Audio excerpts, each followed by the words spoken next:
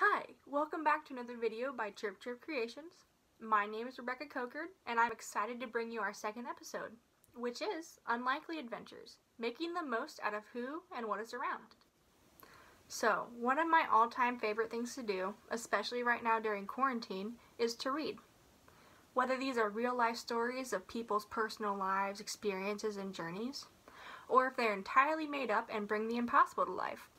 I especially enjoy it when the authors either make drawings for the work themselves, or they work together with illustrators to help bring their stories to life.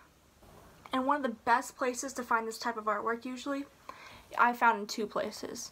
In children's storybooks, and in comic strips that you would find in the newspaper. And the inspiration behind their characters is a lot more personal than some would think. So today we're going to be focusing on how a few different artists use their artwork based on some part of their life to help with the adventures in their stories. So some of the earliest artworks and stories you may have encountered come from the different children's storybooks that are all about. They're made to keep the reader, or usually more likely the listener, engaged, and they are usually filled with colorful depictions of the character and the story within.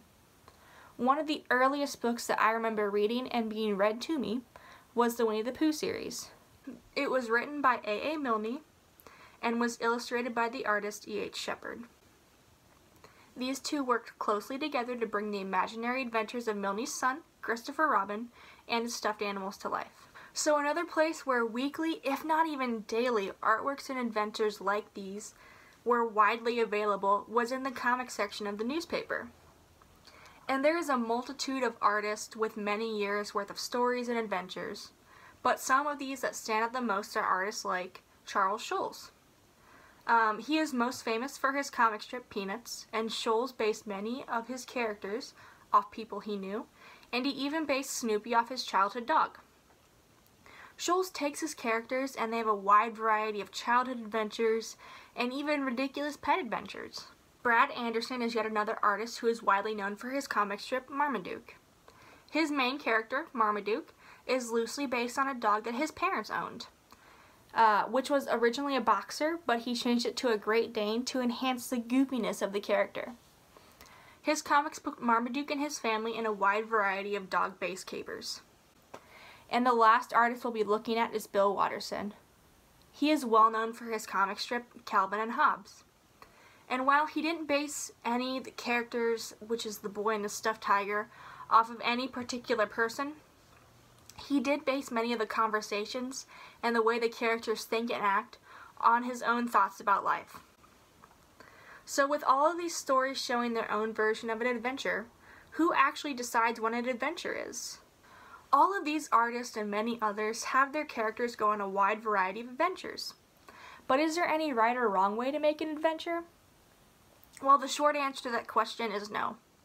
Every person has a different idea of what an adventure can be. It can be as simple as going to the grocery store, or as complex as traveling to different worlds. It all depends on how you view it. And with all this in mind, we're going to move on to making our very own stories that are full of adventure. So, to start out with, like all good story makers and artists, we need to think of what is going to happen in our stories. But before we do that, for our project, you'll be using any type of paper you have, and you can use any drawing tool or medium you like.